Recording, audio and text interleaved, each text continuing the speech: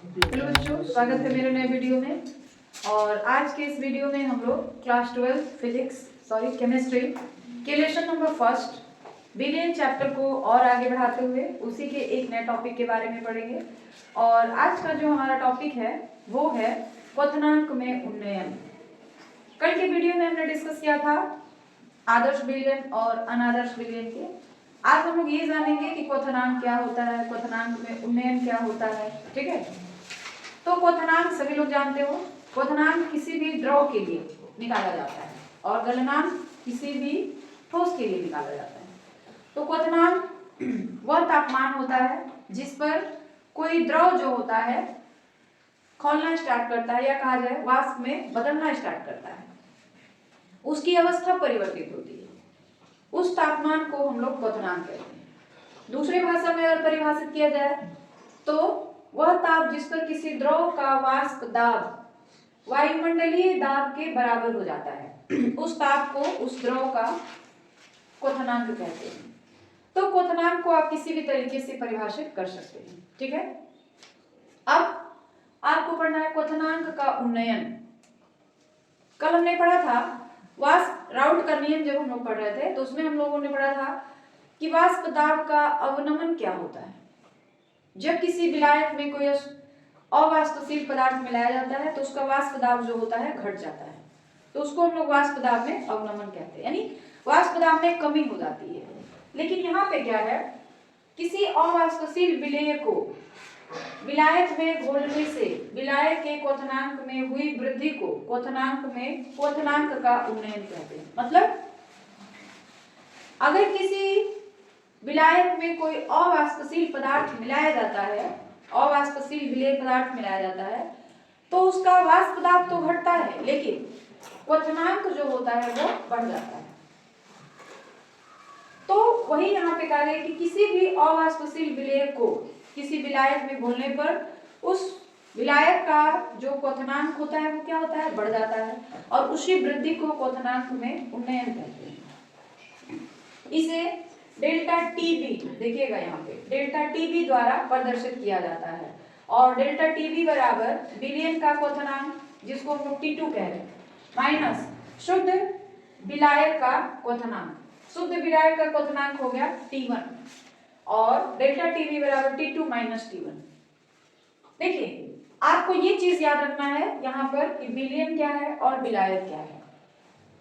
तो जब कोई भी इस तरह का बर्तन है, उसमें आपने मान लीजिए पानी भरा हुआ है, ठीक है, इस तरह से, तो ये जो पानी है ना, इसको हम लोग विलायक कहते हैं। ठीक है, अब इसमें आप कोई भी चीज डाल दीजिए, कोई भी चीज डालिए पानी में, घोलिए उसको, तो जो चीज आप डालकर इसमें घोलेंगे उसको क्या कहेंगे हम लोग, उसका नाम है विलेय। ठीक है, और जब विलेय और विलायक दोनों को मिला दिया जाएगा तो वो जो आएगा उसको हम लोग कहेंगे विलयन। दोनों को मिलाने पर जो बना है उसको कहेंगे विलयन। फॉर एग्जाम्पल आप सीधी भाषा में समझिए, तो अगर आप एक गिलास पानी में थोड़ा सा नमक डाल देते हैं तो जो नमक है वो विलेय हो गया, पानी जो है वो विलायक हो गया, और दोनों का जो मिश्रण है पानी और नमक दोनों को मिलाने के बाद जो बना है वो हो गया विलयन। तो ये चीज आपको याद रखना है। ठीक है, तो ये हो गया क्वथनांक का उन्नयन। दो बातें क्लियर हो गई आपको अच्छे से, कोई दिक्कत नहीं है, आगे बढ़ा जाए। हम लोग ये जानेंगे कि क्वथनांक में उन्नयन से किस तरह से हम लोग किसी पदार्थ का या विलेय पदार्थ का आणविक द्रव्यमान यानी अणुभार की गणना कर सकते हैं। ठीक है, तो जो क्वथनांक में उन्नयन होता है वो हमेशा वाष्प दाब के अवनमन के समानुपाती होता है, अर्थात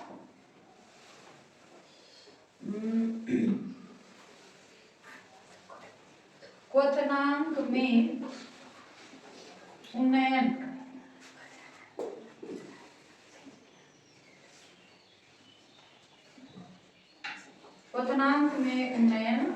वाष्प दाब के अवनमन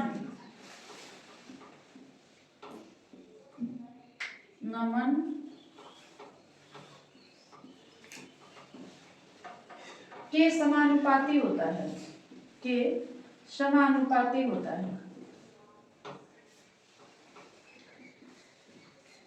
ठीक है, अभी आपने पढ़ा क्वथनांक में जो उन्नयन होता है उसको हम लोग किससे दिखाते हैं, डेल्टा टीबी से दिखाते हैं। ठीक है, ये क्वथनांक में उन्नयन है। और वाष्प दाब में अवनमन के समानुपाती होता है। तो वाष्प दाब में अवनमन जो होता है P माइनस पी एस, राउट के नियम में आप लोग पढ़े हैं ना, P माइनस पी एस होता है। ये डेल्टा टीबी क्या है, क्वथनांक में उन्नयन है। और P माइनस पी एस क्या है, वाष्प दाब के अवनमन, मतलब वाष्प दाब का अवनमन है। क्लियर है, तो इसको हम लोग कह देंगे क्वेश्चन नंबर फर्स्ट। अगली बात समझ में। उसके बाद राउट का नियम क्या होता है, राउट के नियम से,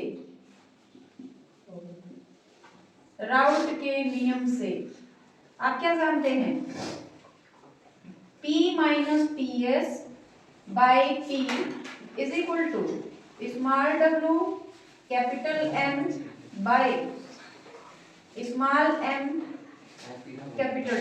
राउट का नियम ये ना होता है, P क्या है, तो जो आपका शुद्ध विलायक है उसका वाष्प दाब है, PS तो जो विलयन है उसका वाष्प दाब है, स्मॉल w क्या है, विलेय पदार्थ का मात्रा है, कैपिटल M क्या है, तो जो विलायक है उसका अणुभार है, स्मॉल m विलेय का अणुभार है, और कैपिटल W जो है विलायक का द्रव्यमान दिया गया है। ठीक है, तो इस P माइनस पी एस का अगर हम मान निकाले, यहां से देख लीजिए P माइनस पी एस का मान निकाला जा रहा है, P minus P S is equal to, ये P कहाँ चला जाएगा, यहाँ पे इंटू हो जाएगा, यानी ये हो जाएगा small w into capital M by small m into capital W, और यहाँ का जो P था ना यहाँ जाके मल्टीप्लाई हो गया, ये हो गया P। ठीक है, देख लीजिए। अब ये तो हो गया, यदि या कहा लिखा जाए जहां स्मॉल w विलेय की मात्रा है, की मात्रा है, और कैपिटल W विलायक की मात्रा है,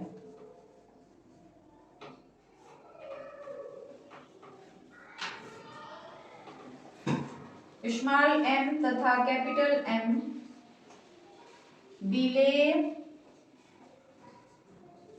और विलायक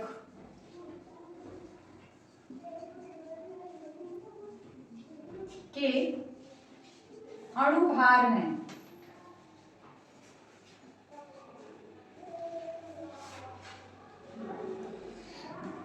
M तथा P स्थिर ताप पर सदा स्थिर रहते हैं, स्थिर रहते हैं।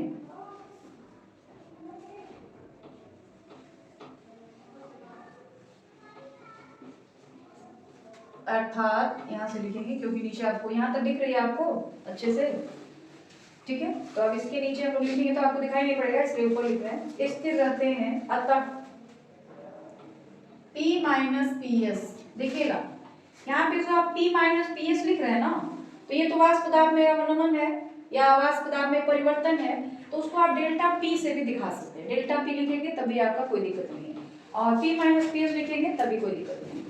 तो P माइनस पी एस क्या हो जाएगा, समानुपाती होगा small w small m into 1 by capital W। जो कैपिटल M था ना, ये उसकी जगह पर हमने 1 मोल ले लिया। ठीक है, अब ये क्या हो जाएगा, P minus P S is equal to, आप अगर यहाँ से समानुपाती का चिन्ह हटाएंगे, कहीं भी अगर आप समानुपाती का चिन्ह हटाते हैं तो वहां पे एक कांस्टेंट आपको जुड़ना पड़ता है, ये कांस्टेंट हमने के जोड़ दिया। ठीक है, तो जब हम लोग कांस्टेंट के जोड़ लेंगे तो ये क्या हो जाएगा, के small w small m into 1 by capital W, ठीक है। इसके बाद यहाँ पे देखिए डेल्टा टी भी जो है यह किसके बराबर हो रहा है, अगर हम यहाँ से समीकरण एक से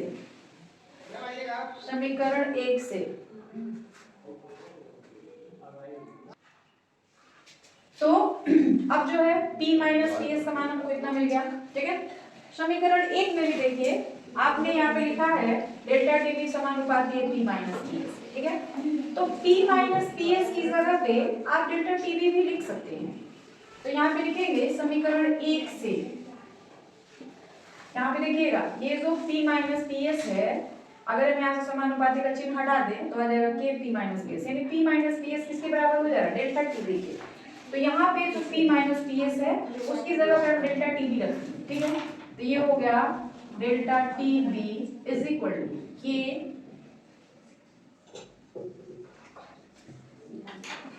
ठीक है। यदि 1 हो जाए तब, मतलब दोनों का जो अनुपात है वो 1 हो जाए तब क्या हो जाएगा, delta T B is equal to, इसकी जगह पे तो हमने 1 रखा क्योंकि हमने लिख दिया यदि small w by small m का मान 1 हो जाए, इस पूरे की जगह पे हमको 1 रखना है, तो ये हो जाएगा k बाई w, होगा कि नहीं, ठीक है। अब यदि जो हमारा विलायक है कैपिटल W उसका हम लोग 1000 ग्राम ले ले तब, 1000 ग्राम हो तब, मतलब W की जगह 1000 रख लेना है आपको, K बाई 1000, ठीक है। यहां से हम K का मान निकाल लेंगे, आइए समझ में। तो K का मान निकाल लीजिए, K बराबर क्या आ जाएगा हमारे पास, K बराबर आ जाएगा 1000 इंटू डेल्टा टी बी, ठीक है। अब यह जो K का मान है, K का मान उसको हम लोग वापस इस समीकरण में लाके रख देंगे, इसको दे दिया जाए, यहाँ समीकरण 1 था इसको 2 दे देते हैं, लिखेंगे K का मान समीकरण 2 में रखने पर समीकरण 2 में रख दिया जाए K का मान, तो क्या हो जाएगा देख लीजिए, समीकरण 2 ये है आपके पास, इसमें रखना है, तो हो जाएगा हमारे पास p minus P S is equal to इस K का मान क्या मिला है 1000 इंटू डेल्टा टी बी, तो रख लेंगे 1000 into delta T B into देखिए small w by small m into capital W, ठीक है। अब ये जो p माइनस पी एस है उसको आप डेल्टा टी बी भी लिख सकते हैं, इसलिए कि डेल्टा टी बी जो होता है क्वथनांक में उन्नयन जो होता है वाष्प दाब के अवनमन के समानुपाती होता है, यानी यहाँ पे आप लिख सकते हैं delta T B is equal to 1000 into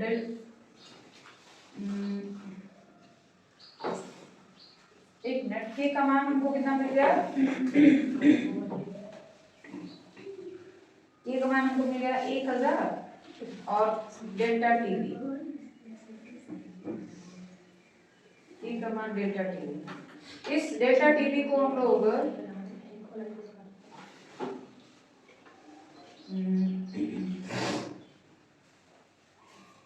delta T B की जगह पे केवल टी बी लिखा जा रहा है, के भी लिख सकते हो, डेल्टा टी बी जो है ना उसकी जगह पर जैसे यहाँ पे लिखा गया है तो हम लोग इसको थोड़ा सा ऐसे कर लें,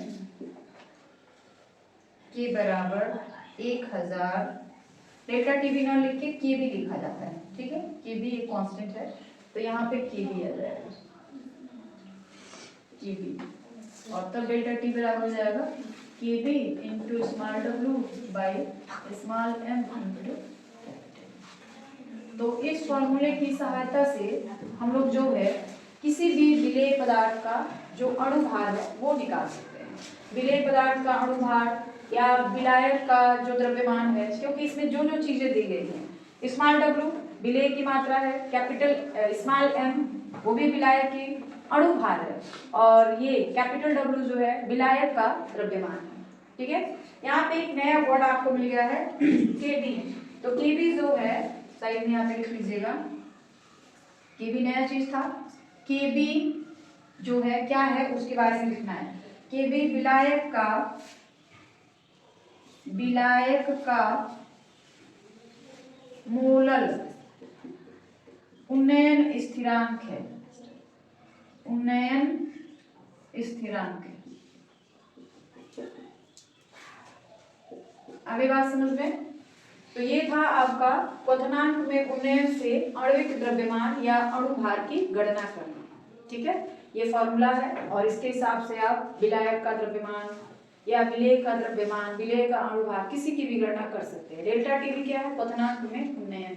ठीक है, तो इसमें कोई दिक्कत नहीं होना चाहिए आपको, कोई दिक्कत नहीं है। आगे बढ़ा जाए, चलिए देखिए, मोलर उन्नयन स्थिरांक जो होता है वो क्या होता है, किसी विलायक के 1000 ग्राम में किसी अवाष्पशील विद्युत अनपघट्य का 1 ग्राम अणु घोलने पर उसके क्वथनांक में जो उन्नयन होता है वह उस विलायक का मोलल उन्नयन स्थिरांक या क्वथनमापी स्थिरांक कहलाता है। यहाँ पे स्थिरांक छुटा हुआ है, मोलल उन्नयन स्थिरांक होता है।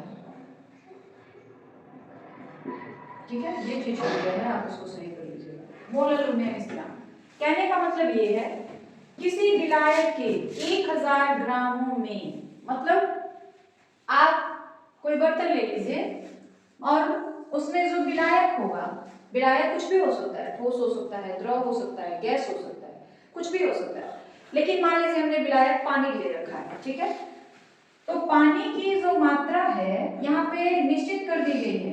पानी की मात्रा कितनी होनी है? 1000 ग्राम। ठीक है, यानी 1 लीटर आप कह सकते हो, क्योंकि पानी को तो हम लोग ग्राम में या केजी में नापते नहीं है, लीटर या मिलीलीटर में नापते हैं, तो आप 1000 ग्राम लिखा गया है। तो किसी विलायक के 1000 ग्रामों में, तो ये हमारा विलायक हो गया, इसकी मात्रा फिक्स कर दी गई, कितना होना चाहिए? 1000 ग्राम, 1000 ग्राम।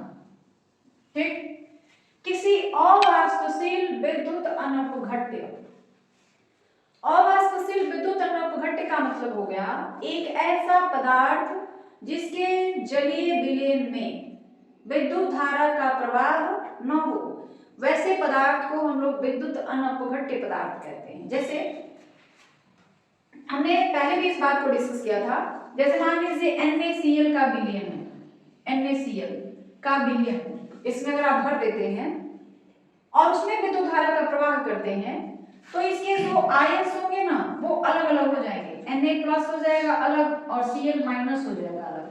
तो ये विद्युत अनपघट्य नहीं होगा, इसको हम लोग कहेंगे विद्युत अपघट्य पदार्थ। ठीक है, NaCl क्या हो गया? विद्युत अपघट्य हो गया, विद्युत अपघट्य, ये विद्युत अपघट्य पदार्थ हो गया। तो ये नहीं मिलाना है आपको, एक ऐसा पदार्थ मिलाना है जो विद्युत अनपघट्य हो। जैसे फिर हम लोग एक ऐसा, अब KCl है, NaCl है, ये सारे विद्युत अपघट्य पदार्थ माने जाते हैं, क्योंकि उसको जल में घोल करके जब हम उसमें विद्युत का प्रवाह करेंगे तो उसके आयंस होते हैं अलग अलग हो जाएंगे, तो फिर ये विद्युत अपघट्य पदार्थ हो गए। अनपघट्य मतलब एक ऐसा पदार्थ जिसके जलीय विलयन में जब विद्युत धारा का प्रवाह किया जाए तो उसके आयंस जो हो अलग अलग न हो। जैसे हम लोग मान सकते हैं ग्लूकोज का विलयन, चीनी का विलयन, तो ऐसे पदार्थ इसमें डालने हैं। NaCl नहीं, विद्युत अपघट्य नहीं, ग्लूकोज का विलयन आप कह सकते हो, C6H12O6, यह जो है ना विद्युत अनअपघट्य पदार्थ है, अनअपघट्य, ये विद्युत अनअपघट्य पदार्थ है, इसका विलयन इसमें भरना है। ठीक है, तो विद्युत अनअपघट्य का विलयन नहीं भरना है इसमें, इसमें तो कोई विलायक जल ही रहने दीजिए, और इसका यानी कोई भी पदार्थ जो आप मिला रहे हैं वो विद्युत अनपघट्य होना चाहिए का 1 ग्राम अणु, मतलब जो विलायक है वो 1000 हो और जो विलेय है उसका 1 ग्राम हो। मिला दिया जाता है और क्वथनांक में जो उन्नयन होता है उससे ही हम लोग उस विलायक का मोलर उन्नयन स्थिरांक या क्वथन स्थिरांक कहते हैं। ठीक है, और इसे हम लोग किससे दिखाते हैं? केबी से। केबी द्वारा प्रदर्शित किया जाता है। केबी बराबर delta T B into small M into capital W by 1000 into small W. देखिए इसकी गणना हम लोगों ने कहां से की है? देखिए डेल्टा टीबी बराबर आप फॉर्मूला जानते हैं। डेल्टा टीबी बराबर होता है 1000 गुणा KB into small W by small M into capital W. ये आप जानते हैं ना, क्वथनांक में उन्नयन को हम लोग डेल्टा टीबी से दिखाते हैं और उसका फॉर्मूला ये होता है। तो अब यहीं से ये जो केबी है ना, इसका मान निकालेंगे। तो केबी बराबर क्या हो गया? ये सारी चीजें यहाँ पे आ गई और नीचे आ गया स्मॉल डब्ल्यू इनटू 1000। यानी इसी से क्वथनांक में उन्नयन जो था उसके हेल्प से आप मोलर उन्नयन स्थिरांक का मान निकाल सकते हैं। यानी ये फॉर्मूला कहाँ से है? जो हमने यहाँ पे निकाला था उसी से इसको भी निकाला गया है। ठीक है ना। उसके बाद अब आपको ये जानना है ये डेल्टा टीबी क्या है, स्मॉल एम क्या है, स्मॉल डब्ल्यू क्या है, कैपिटल डब्ल्यू क्या है। डेल्टा टीबी क्वथनांक का उन्नयन है, स्मॉल एम विलेय का मोलर द्रव्यमान है या अणु भार है, स्मॉल डब्ल्यू विलेय की मात्रा है जो कि ग्राम में दिया रहेगा, और कैपिटल डब्ल्यू विलायक की मात्रा है। विलायक की मात्रा तो फिक्स कर दी गई है कि 1000 ही लेना है आपको, और विलेय की मात्रा 1 ग्राम लेना है। ठीक है, तो ये हो गया आपका मोलर उन्नयन स्थिरांक। आगे बढ़ा जाए, कोई दिक्कत नहीं है, कोई परेशानी नहीं है। चलिए अब हम लोग जो उन्नयन स्थिरांक पढ़े हैं, मोलर उन्नयन स्थिरांक पढ़े हैं, उस पर जो है कुछ सवालों को हल करेंगे ताकि ये मोलर उन्नयन स्थिरांक और उन्नयन क्वथनांक में उन्नयन स्थिरांक जो है ये आपको और अच्छे से समझ आ जाए। ठीक है, तो एक सवाल दिया गया है 6 ग्राम यूरिया को 200 ग्राम जल में घोलने पर जल के क्वथनांक में उन्नयन की गणना कीजिए। क्वथनांक में उन्नयन की गणना करिए, मोलर उन्नयन स्थिरांक की गणना नहीं करनी। मोलर उन्नयन स्थिरांक का मान तो यहाँ पर आपको दे दिया गया है। यदि जल के लिए मोलर उन्नयन स्थिरांक यानी ये केबी है, केबी का मान दे दिया गया है और आपसे पूछा क्या जा रहा है? डेल्टा टीबी का मान पूछा जा रहा है। ठीक है, तो कोई भी सवाल हो सबसे पहले हम लोग उस बात को लिखते हैं जो सवाल में दिया गया रहता है। ठीक है, तो पहले हम ये लिखेंगे कि सवालों में क्या क्या चीज दिया गया है। तो देखिए कैसे स्टार्ट करते हैं इसको। दिया हुआ है, दिया है, क्या क्या चीजें दी गई हैं वो देखिए। ये पहले हम लोग ये जान लें कि यहाँ पे विलेय कौन है और विलायक कौन है। दो चीजें दी गई हैं, एक दिया गया है आपको 6 ग्राम यूरिया, ठीक है, और दूसरा क्या है 200 ग्राम जल। आप ये बताइए इसमें विलेय कौन है और विलायक कौन है? बताइए। विलेय जो है आपने पढ़ा होगा, विलेय और विलायक की परिभाषा, किसी भी विलेय में जिसकी मात्रा कम होती है उसे क्या कहते हैं? विलेय कहते हैं, और जिसकी मात्रा अधिक होती है उसे क्या कहते हैं? विलायक कहते हैं। ठीक है, यहाँ पे देखिए दो चीजें दी गई है, किसकी मात्रा कम है? यूरिया की, यानी यूरिया जो होगा क्या होगा? विलेय होगा, और जो जल है उसकी मात्रा अधिक है तो यह जो है क्या है? विलायक है। इतनी बात समझ आ गई? चलिए अब आगे बढ़ते हैं। दिया हुआ है विलेय की मात्रा, विलेय की मात्रा, इसको हम लोग दिखाते हैं स्मॉल डब्ल्यू से, और इसका मान कितना है? 6 ग्राम, 6 ग्राम। ठीक है, उसके बाद विलायक की मात्रा, विलायक की मात्रा, विलायक कौन है? हमारे पास जल है, और उसके मात्रा को हम लोग कैपिटल डब्ल्यू से दिखाते हैं। इसका मान दे दिया है 200 ग्राम। इतनी बातें क्लियर है ना? क्वथनांक में उन्नयन की गणना कीजिए। क्वथनांक में उन्नयन को हम लोग डेल्टा टीबी से दिखाते हैं इस तरह। इसका मान आपको निकालना है। यदि जल के लिए मोलर उन्नयन स्थिरांक यानी केबी, यहाँ पे चाहो तो तुम जल लिख सकते हो, यानी जल विलायक का मोलर उन्नयन स्थिरांक दिया है कितना? 0.52 केल्विन केजी प्रति मोल, ये चीज दिया गया है। ठीक है, हमको डेल्टा टीवी निकालना है, यानी क्वथनांक में उन्नयन निकालना है। तो डेल्टा टीवी का कोई तो फॉर्मूला होगा आपके पास। जब हम लोग क्वथनांक में उन्नयन पढ़ रहे थे उस समय आपको बताया गया था कि डेल्टा टीवी का मान निकालने के लिए क्या फॉर्मूला होता है। डेल्टा टीवी बराबर फॉर्मूला था हमारे पास 1000 into K B into small W by small M into capital W, ये फॉर्मूला था। ठीक है, तो देखिए कि हमको किन किन चीजों की जानकारी मिल गई है। पहले तो 1000 मिल चुका है, केबी का भी मान दे दिया है, स्मॉल डब्ल्यू उसका भी मान दिया हुआ है, कैपिटल डब्ल्यू इसका भी मान दिया हुआ है। बस हमको स्मॉल एम के बारे में कोई जानकारी नहीं दी गई है। तो सबसे पहले ये जानिए कि ये स्मॉल एम है क्या। स्मॉल एम जो है विलेय का अणुभार है। ठीक है, तो देखिए यहाँ पे लिखेंगे विलेय का अणुभार, इसको हम लोग स्मॉल एम से दिखाते हैं। और विलेय हमारे पास क्या है, उसका अणुभार निकालना पड़ेगा। तो अणुभार निकालने के लिए सबसे पहले आपको जितने भी तत्व हैं उनका अणुभार अलग अलग आपको पता होना चाहिए। यूरिया है तो यूरिया का फॉर्मूला आपको पता होना चाहिए। यूरिया का फॉर्मूला होता है NH2CONH2, ये यूरिया का फॉर्मूला है। किसी भी चीज का अगर आपको फॉर्मूला पता है ना तो आप आसानी से उसका अणुभार निकाल सकते हैं। तो ये यूरिया का फॉर्मूला हो गया। अब आपको यूरिया का अणुभार निकालना पड़ेगा। तो यूरिया का अणुभार कैसे निकालेंगे, देखिए सबको ना ये जितनी चीजें दी गई है ना सबको अलग अलग जोड़ देंगे उसका अणुभार लेकर के।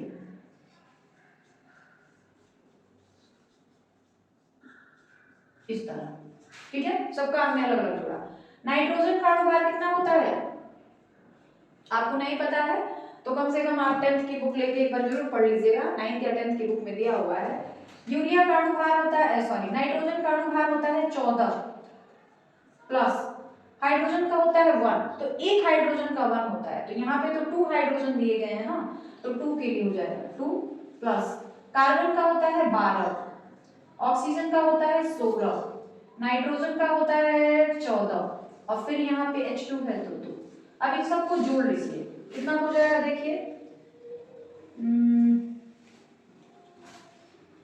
12 और 2 14, 14 14 28 और 28 और 2 30, 30 और 16 और 14 और 30, 6 4 10, 2 3 5 और 6। यूरिया का जो अणुभार आएगा वो आ जाएगा आपको 60। क्लियर है किस तरह आया? तो हमने इस तरह किया है, सबका अलग अलग निकाल करके जोड़ दिया है और कितना आ गया हमारे पास 60 आ गया, 60 आ गया। तो स्मॉल एम की जगह पर हम क्या रख लेंगे 60 रख लेंगे। ठीक है, तो चलिए स्मॉल एम की जगह पर क्या रख लेंगे 60 रख लेंगे। तो रख लीजिए, ये हो जाएगा 1000 इंटू केबी का मान हमने यहाँ पे देखे 0.52 रख लेंगे। तो यहाँ पे रखेंगे कितना 0.52। स्मॉल डब्ल्यू का मान, स्मॉल डब्ल्यू का मान 6 ग्राम, स्मॉल डब्ल्यू का मान कितना लेंगे 6 ग्राम। स्मॉल एम का मान अभी हमने निकाला है, देख लीजिए कितना रखा जाएगा 60। कैपिटल डब्ल्यू का मान कितना रखा जाएगा, ये दिया होगा 200 ग्राम। ठीक है, अब आपको कैलकुलेशन, ये सारी बातें समझ आ गई ना कहाँ से लिया गया है। केबी यहाँ पे हमने लिखा हुआ है, small W small M capital W, इन सब का मान हमने लिख करके रखा हुआ है, वो सारे मान हमने यहाँ पे रख दिए। अब इसको हल कर देना है, तो हल कैसे करेंगे, सबसे पहले पॉइंट हटा दीजिए, पॉइंट हमने हटाया तो नीचे 100 आ गया। ठीक, अब 1 2 3 1 2 3 कट गए, फिर ये वाला 10 बार में इससे कट गया, फिर 2 से इसको काट सकते हैं और ये हो जाएगा 26। उसके बाद क्या आ जाएगा हमारे पास, ऊपर 26 बच रहा है और नीचे 100 बच रहा है। 10 गुणा 10 100 हो गया, तो इसका आंसर आ जाएगा 0.26। ठीक है, 0.26 जो होगा इसका आंसर हो जाएगा। यानी क्वथनांक में जो उन्नयन आएगा उसका मान कितना हो जाएगा 0.26। ठीक है, तो ये सवाल समझ आ गया आपको। इस तरह के सवाल आपसे पेपर में पूछे जाते हैं और ये बहुत ही ज्यादा इंपॉर्टेंट है सवाल आपके लिए, आपके पेपर के लिए भी। ठीक है, तो इस तरह के जो भी सवाल पूछे जाएंगे उसको आपको इसी तरीके से हल करना है। ठीक है, सबसे पहले जो जो चीजें दी गई हैं उसको आप लिख लीजिए, फिर जो फॉर्मूला है वो लगा दीजिए, उसके बाद सारे मान रख करके कैलकुलेशन कर दीजिए। तो इतनी बातें क्लियर हो गई आपको, कोई दिक्कत नहीं है, आगे बढ़ा जाए। हम लोग एक दूसरे सवाल को हल करेंगे और यह सवाल क्या है देख लीजिए। 1 ग्राम फिनाल 50 मिलीलीटर ईथर में घोलने पर, तो पहले आपको ये पहचानना है कि विलेय कौन है और विलायक कौन है। तो जो पदार्थ घोला जाता है उसको हम लोग विलेय कहते हैं और जिसमें घोला जाता है उसको हम लोग विलायक कहते हैं। तो देखिए 1 ग्राम फिनाल 50 मिलीलीटर ईथर में घोलने पर, मैंने ईथर में आप घोल रहे हैं, किसको घोल रहे हैं 1 ग्राम फिनाल को घोल रहे हैं, यानी फिनाल जो है वो विलेय हो गया और 50 मिलीलीटर ईथर जो है वो विलायक हो गया। इतनी बात समझ आ गई आपको। घोलने पर बने विलयन का क्वथनांक शुद्ध ईथर के क्वथनांक से 0.630 डिग्री सेल्सियस अधिक था। फिनाल का आणविक द्रव्यमान, तो ये जो फिनाल है ना विलेय है, इसी का आपको आणविक द्रव्यमान ज्ञात करना है। यदि 1000 ग्राम ईथर के लिए मोलर उन्नयन स्थिरांक यानी Kb 2.12 तथा घनत्व इतना ग्राम प्रति मिलीलीटर दिया गया है तब। ठीक है, तो चलिए इसको हम लोग कैसे करेंगे। इसको करने के लिए सबसे पहले आप ये पता लगाइए कि क्या क्या चीज दिया गया है आपके सवाल में। ठीक है, तो पहले हम लिखेंगे दिया गया है, दिया हुआ है या दिया गया है। विलेय की मात्रा, विलेय की मात्रा को हम लोग किससे दिखाते हैं स्मॉल w से। इसकी मात्रा कितनी दी गई है 1 ग्राम। ठीक है, उसके बाद विलायक की मात्रा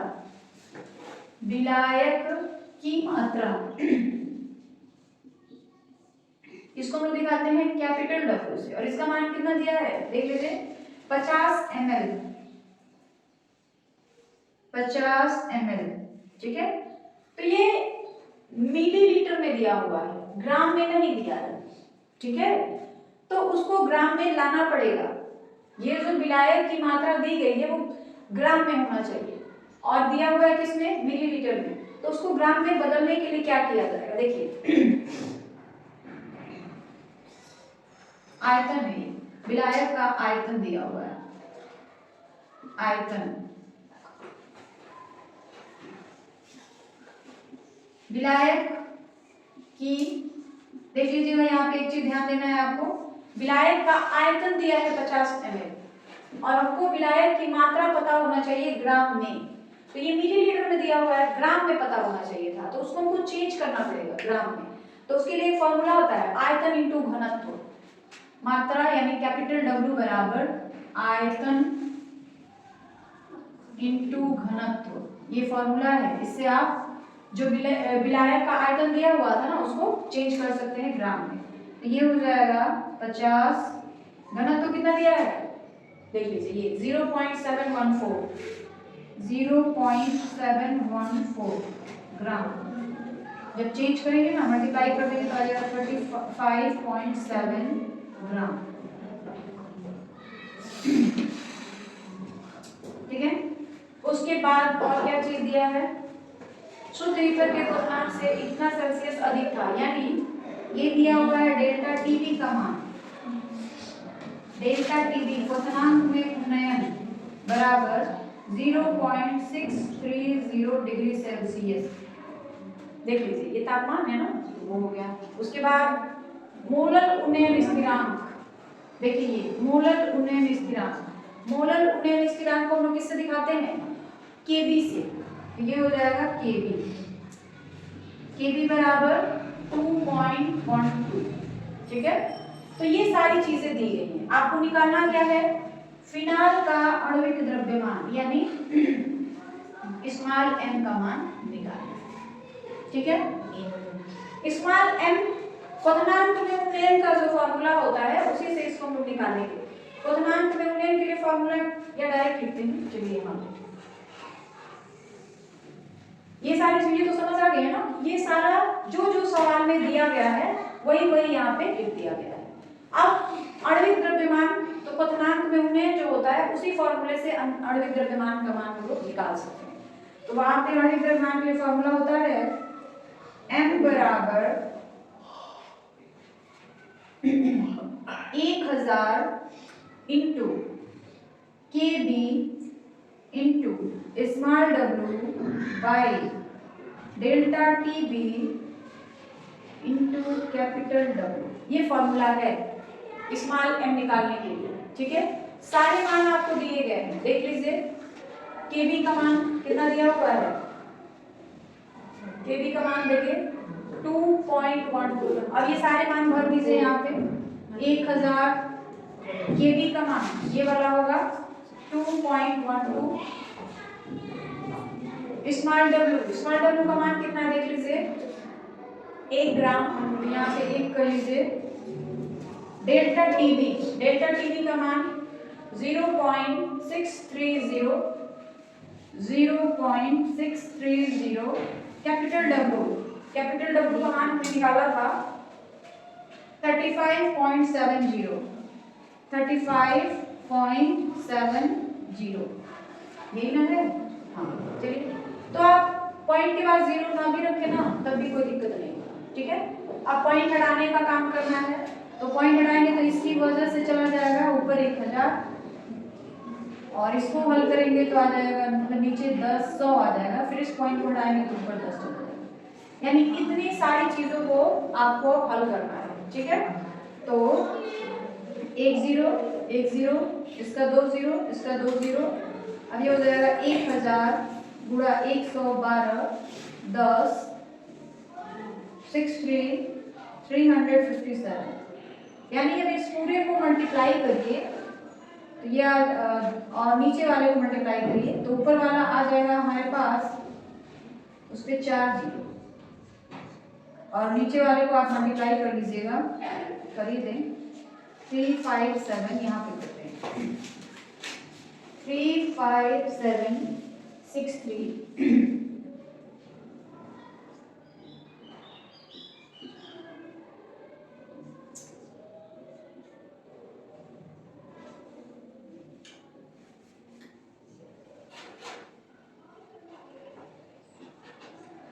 लगभग इतना आ रहा है।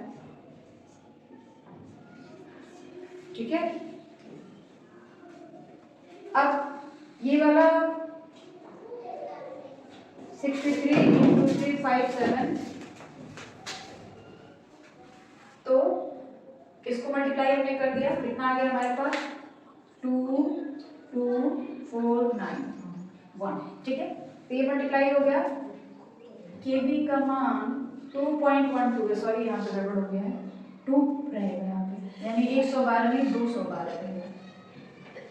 ठीक है, 212 अब सही है। अब इसको हम लोग भाग देंगे तो आएगा लगभग 94.95। ठीक है, अब भाग देके देख लीजिएगा जितना भी आ जाए, मतलब यही आएगा। ठीक है, तो ये सवाल आपका कंप्लीट हो गया। तो इस तरह के जो भी सवाल होंगे इसको आपको इसी तरीके से करना पड़ेगा। सबसे पहले जो जो चीजें दी गई हैं उसको लिख लीजिए, फिर फॉर्मूला में है, आपको फॉर्मूला पता होना चाहिए कि कौन से फॉर्मूले से हमारा सवाल लगेगा। तो इस तरह के सवालों को हल करने के लिए ये आपको करना पड़ेगा और यह भी सवाल आपके एग्जाम के लिए बहुत ही ज्यादा इंपॉर्टेंट है। ठीक है, और आज के वीडियो में बस इतना ही, बाकी हम लोग कल की वीडियो में जानेंगे। और वीडियो के लास्ट में मैं यही करना चाहती हूँ कि अगर आपको हमारे वीडियोज अच्छे लगते हैं तो प्लीज़ हमारे चैनल को सब्सक्राइब कर लीजिए, ताकि जो भी वीडियो अपलोड की जाए आपको समय से उसका नोटिफिकेशन मिल जाया करे।